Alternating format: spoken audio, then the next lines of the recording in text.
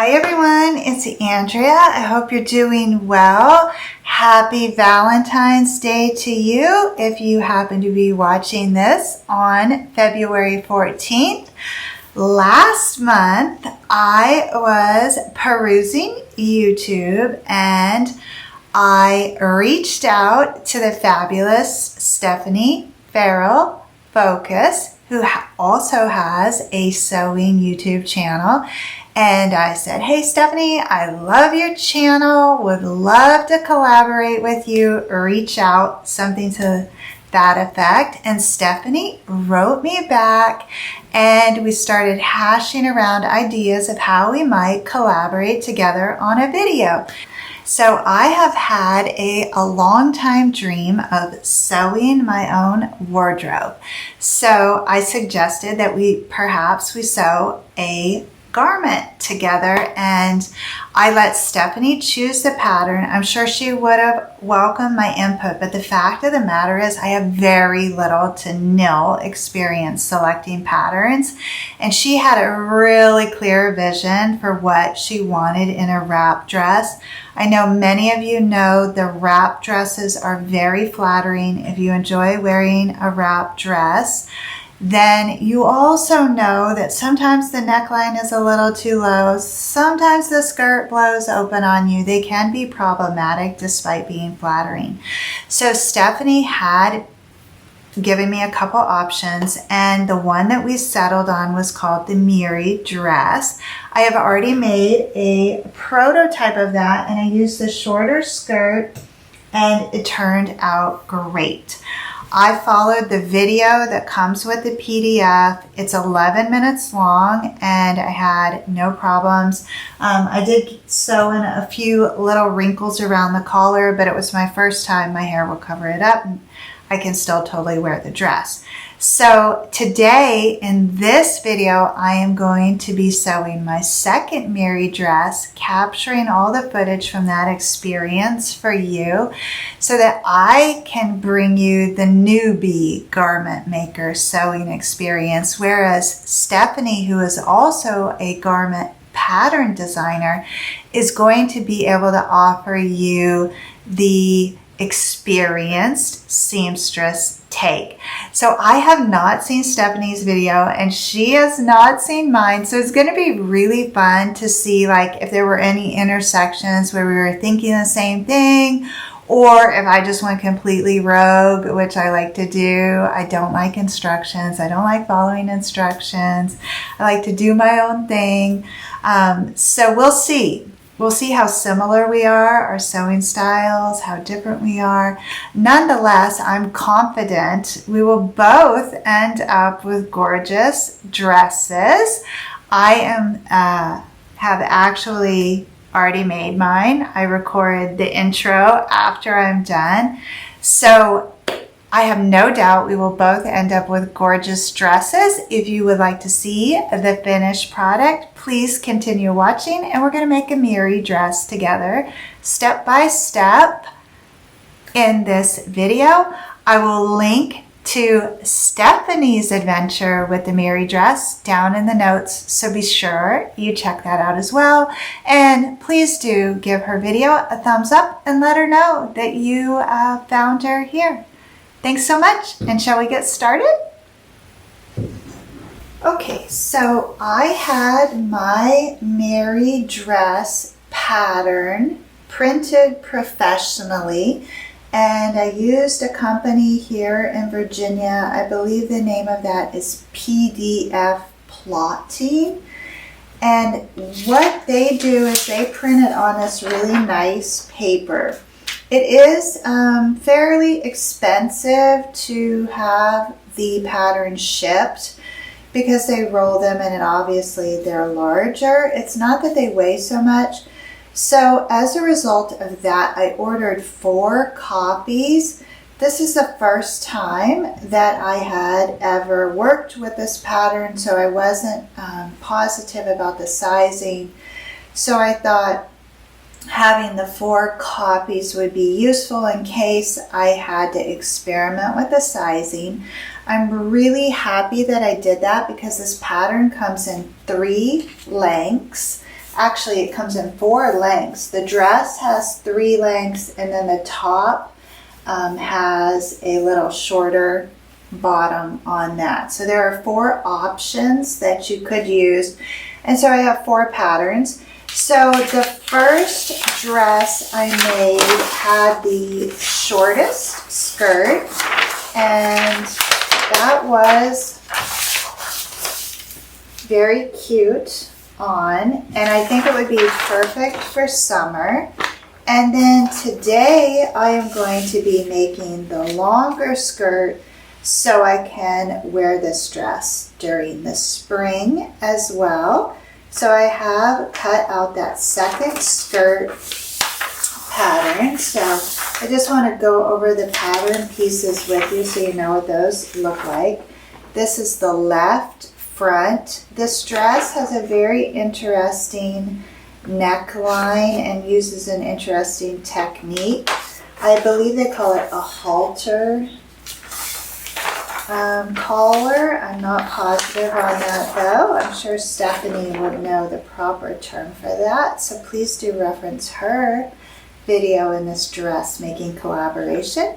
Then this is the right front, and it has these interesting pleats across the bottom, which really hide a multitude of sins on the body there. Not that there's anything wrong with anyone's body, but if you would like to look a little thinner, add some pleats at the waist. Then this is the back pattern, and this is for the sleeve band. And that's all there is. So this makes this a very beginner-friendly project with just 5 pieces, I believe. That's it. Here are my extra patterns that I have for in the future. If I want to make a different length or a different size, I will have these available to me. So these just roll up really nice, and I saved the cardboard that they were shipped in, and I'll have these on hand when I am ready to make a different version. So that's where we're going to start. Alrighty, so once you have your pattern pieces cut out, then you are going to want to clear a large surface to work on. I think one of the most frustrating parts of sewing garments is not having the surface space. So if you do not have a counter height cutting table, which is what I'm working on, consider clearing your kitchen counter and cutting on that. A dining room table might work as well. Just make sure that you protect your surface. So one little tip, if you are going to have your pattern professionally printed, go ahead, like I said, and order multiple copies. It doesn't cost that much for the actual print. It's the shipping that gets expensive, so you might as well go ahead and invest in a few additional copies. And then when you have them professionally printed, they're on this nice white durable paper. I just take a highlighter pen, and then when it's still whole on those sheets, I highlight the area I want to cut on. This particular pattern designer has created some various dash patterns for each size. I am cutting out a 10/40 for this dress. It is the perfect fit for me now. So I like to start with the largest piece. I've selected a really nice quality knit, which I ordered from Hawthorne Supply Company, and it is a jersey knit. It is so soft and supple, has a beautiful drape. So this print is by Art Gallery Fabrics, and it is from the Woodland Keeper collection, and it is going to be absolutely perfect for spring because it is nice and thick. It's not sheer at all, but it's not so thick that it won't drape nice. And it is super soft. So I have that just folded. Here's the fold here, and then the selvage is off the table. And I like to start with the largest cut. I believe I ordered 4 yards of this material. And I did, like I said, make the practice dress from knit that I had on hand. I have these darling little pattern weights, which my friend Usha gave me last year for my birthday, and I use these all the time. They are backed with some felt and they're heavy. They are fabulous for sewing garments, and it keeps everything right on my surface. So I'm lining the fold up with the fold on the fabric, and I'm just going to cut out this largest piece first. So on this pattern here, they have a front waistline and a back waistline. So we're going to cut one on the fold with the front waist and one on the fold with the back waist. So I will go ahead and make this cut the back waist.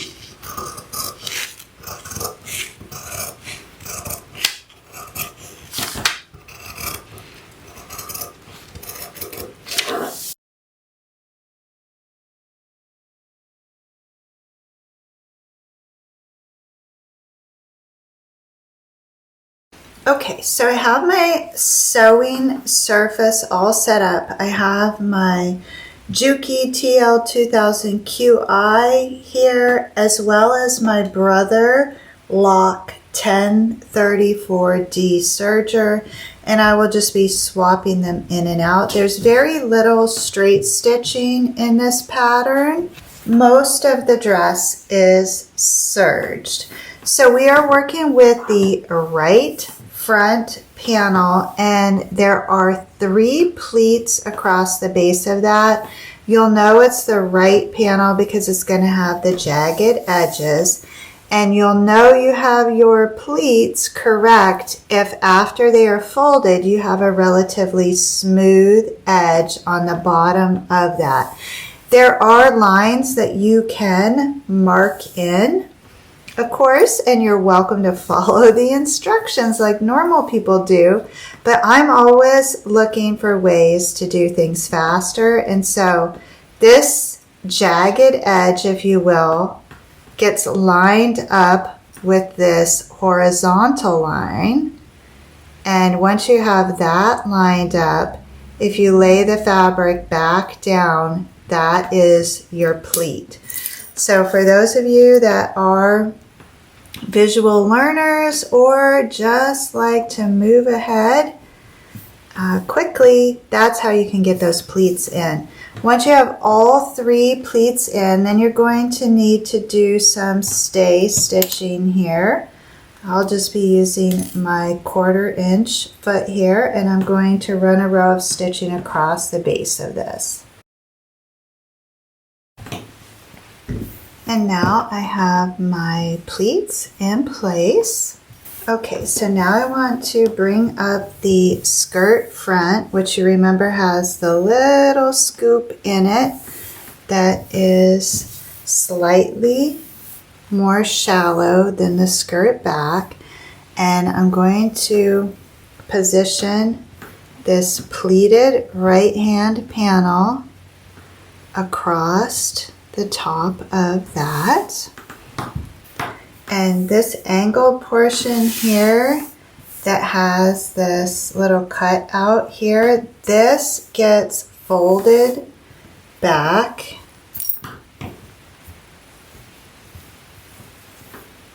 like so,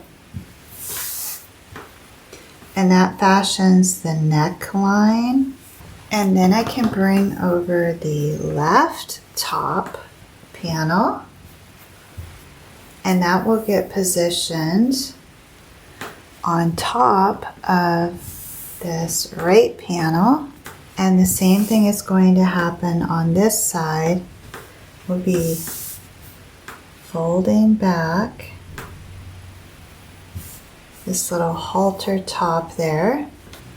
And I'm just going to be combining those pins so I don't accidentally serge through one of these straight pins. And don't be afraid to go back in and adjust that right hand panel if all of the pieces are not lining up. I did unpin and refold that so that I could have all of the pieces line up. And by line up, I mean the right hand panel and the left hand panel should be pretty flush with that waistline. You shouldn't have any overhang, and you have some freedom here with this fold, which when that's lined up at the top looks like this. You can adjust that at the base, that fold, so that you can attain that equal distance across the waist. And now that I have all 3 layers pinned and folded, I'm going to serge right across the waist. Okay, now I have securely attached the left and the right hand front bodice panels to the front of my skirt. I'm going to turn this right side facing up, and I am going to align these little halter tabs, I call them, which I'll give you another look here. Each piece has this rectangle that comes out of it. I'm going to align those right sides facing and serge right across the top. So then you end up with something that looks like that, and this ultimately becomes the neckline here. But temporarily we're setting this front aside and we're bringing over the rear skirt and the rear bodice. And this is the neckline, and then this is where it attaches at the waist. So I'm just going to line that up. And the nice thing about knit fabric is it grips. The fibers kind of interlock. And then I'm going to serge right across there. Most of you will probably not have the benefit of seeing that fold crease because you will have pre-washed your material. It's also an area where I am a big time sewing rebel. I do not pre-wash, even for garments. I like to wash them after they're sewed. I think it's so much easier to work with fabric unwashed. Now the downside to that is, yes, my dress could shrink. I will wash this on cold water and I will hang it to dry to try to prevent that. Now I am going to bring back over the front of this dress, right sides facing, and I'm going to be sewing the lower edge of the collar, which this is where this could get potentially tricky. So you're going to want to pay attention. This is also where my little center lines are so useful because I know center of the lower edge of the collar is where I serged, and I know center of my back neckline is where I still have that fold in the fabric. So I can line those up and get a pin in there. And then the top of the neckline where it comes up is where this little V should align in the fabric. I highly, highly recommend the tutorial that comes with this dress pattern. They have a zoom shot of this process that is very helpful. In fact, I did not even read the pattern directions for this. I just watched that 11-minute video. And really the purpose of my making this video is not so much to teach you how to sew this dress, but to share the experience of a novice dressmaker with you, which I very much am. And so the beautiful thing about my collaboration with Stephanie is she has much more experience in garment sewing than I do, and she was able to choose this pattern that I would enjoy, and then I had the pleasure of selecting the fabric and then navigating this pattern on my own with the end in mind, which was this video for you all. So I have my neckline here pinned, and I'm just going to be sewing corner to corner. On my first one, I did sew in a little pleat on this. So for this one, I'm going to work from the back side so I can see better. Okay, I was successful in attaching that lower collar without any wrinkles, so I'm very happy about that. And now the next step here is to join the top of the shoulder, and we will be serging this. Now it is recommended to clip this corner here. I feel like these pieces are lining up nicely, and I am a little bit intimidated by clipping there. So I'm going to take a newbie risk and just serge these shoulders. Then you want to get your dress back on your table, right sides facing with the front facing up, and you will take the collar facing there, which is the remaining little notch, and attach that to the sleeve seam.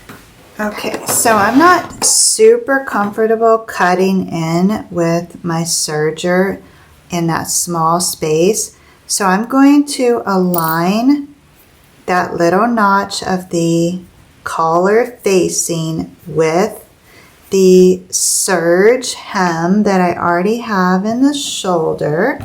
And I'm just going to tack that down with my sewing machine so I feel like I have more control and I'm not cutting the fabric.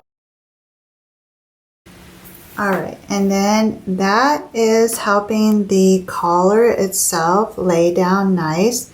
Now this also gets serged. I do not recommend that you try to serge the shoulders and this at the same time. That also produces wrinkles. So I'm just going to do the same thing with my machine and get this collar stitched in place using the 1/4 inch so I can make sure I have all the layers and no wrinkles. And that did produce a very nice collar for me. Now I can go back in and with a little more precision serge that collar and those little shoulder seams. And that right there is probably the most nerve-wracking part of sewing this dress is that collar. So on the inside I have one teeny tiny pleat there. What I really care about is the outside of this collar. There's a teeny tiny bit here where it looks like I might have, double captured that. I could probably touch that up with a sewing machine and make that disappear. I'm pretty sure I can, so that's something for me to consider. This print is busy enough and I have long enough hair that that isn't going to show. In fact, I'm not even positive if you can see that on the camera there. It's that little ripple right there. All right, so the hard part is done. Now the fun part is lining up from the armhole down to the bottom of the skirt. And to me, the most important parts are 1, getting the armhole aligned, and then 2, getting the waist seams aligned. So take care there, because if you end up with a little extra at the bottom, you can rectify that in your hem. Ideally, of course, though, it's going to line up perfectly and you won't have to worry about that, but there is less room to mitigate errors in between this armhole and the waist, and that would be much more noticeable. Highly unlikely someone is going to be inspecting your hem, but this waistline and armhole would definitely impact the fit. So I'm just going to add a few pins down this. I'm really excited for this long dress. In fact, I'm hoping to wear this Sunday. Okay, so I'm going to stitch from the armhole down on each side on the serger. So this is a great fast way to sew a long seam and attain finished edges.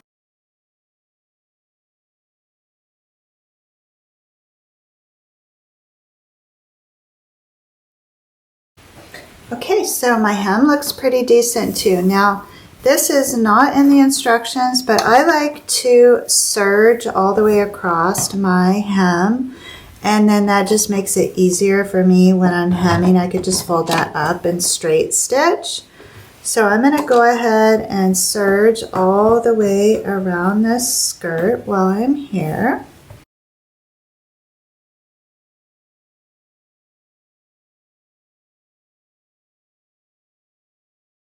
I have made it all the way around the perimeter of my skirt, and I will ultimately finish that with a straight stitch on the machine, although I think a zigzag stitch is recommended. I do not have zigzag capabilities on the Juki, and I'm too lazy to get out the Janome and hook that up. But this is a long skirt, so that hem is probably going to hold just fine with a straight stitch, and I have serged around the perimeter anyways. So the next step is to take the arm bands and position those right sides facing, and then serge across that short edge. And then those get turned right side out and folded in half, wrong sides facing. Align those seams, and you have the option to press if you like. And then that seam gets tucked inside that sleeve along the side of the dress towards the bottom of that armhole. And then the top of that gets positioned at the shoulder seam. And then I like to come in at the quarter marks and get another pin in that. And then beginning at that seam at the bottom of that armhole, you're going to serge all the way around this to attach that sleeve cuff.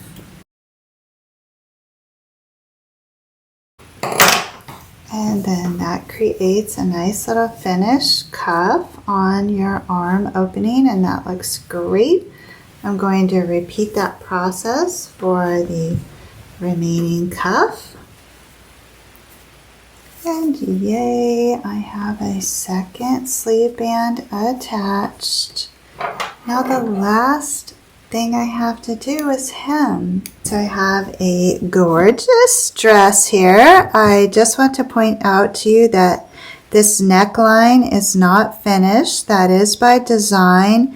And if you make one and try it on, you'll understand why.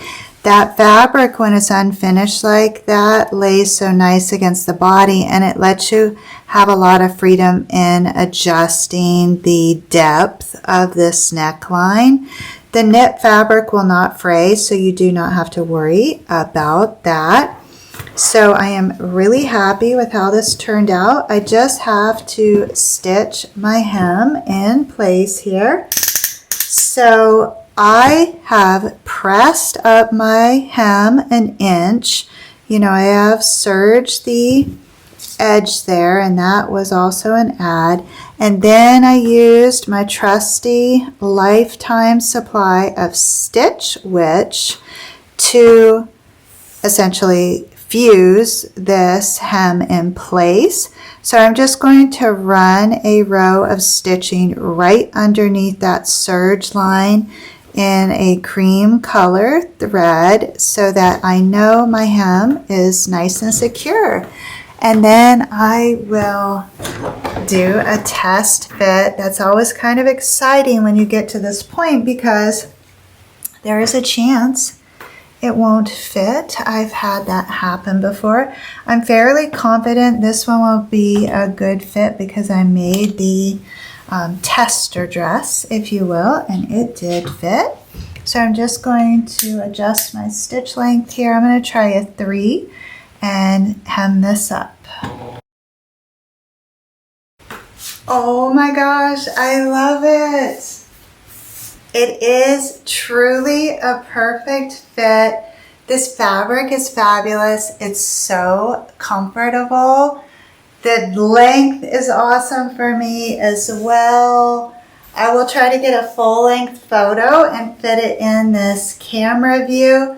I give the Mirri Dress 5 stars. It is wonderful to sew.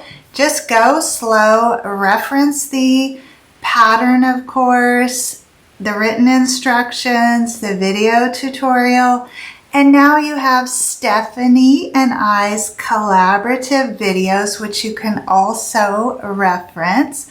Just as a reminder, I cut out the size 10/40 and I am 5'8", and the full length version of this dress is perfect for me. So hopefully that offers you a little better guide when you're trying to determine your sizing. I'd like to recommend that you have the pattern professionally printed if you can, because it's really nice to not have to tape the pattern together. I'll link to the source that I used here in Virginia for you for that. And then I will also be linking to Stephanie's video. I really want to thank you, Stephanie.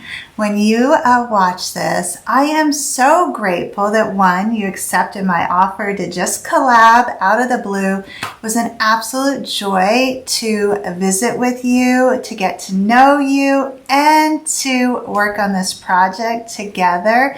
So thank you for choosing a beautiful dress, and thank you for taking a chance and collabing with me. It was a total pleasure.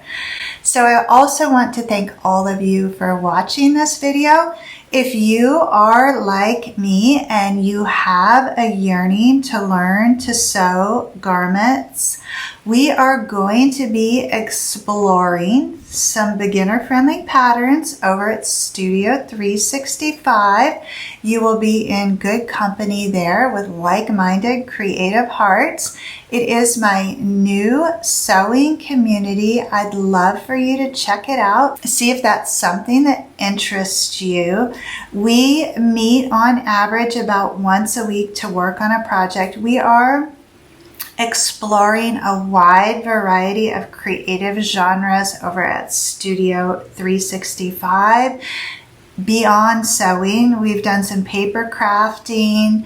Of course, there is still lots of sewing. We are also going to be exploring machine embroidery, heat transfer vinyl, sublimation printing, photography, watercolor. So a lot of fun will happen over at Studio 365 in 2023. But the big news is we are taking on the challenge of organizing our creative spaces. So if you have a creative space and it could use some organization, we have a year-long challenge that we have broken down into 1-month increments so we can systematically organize our creative spaces. I'd love to see you over there. Thanks again for watching this video, and until we meet again, I hope you have an awesome week, and I'll see you in the next segment. Thanks again, Stephanie. I love my new Mirri dress.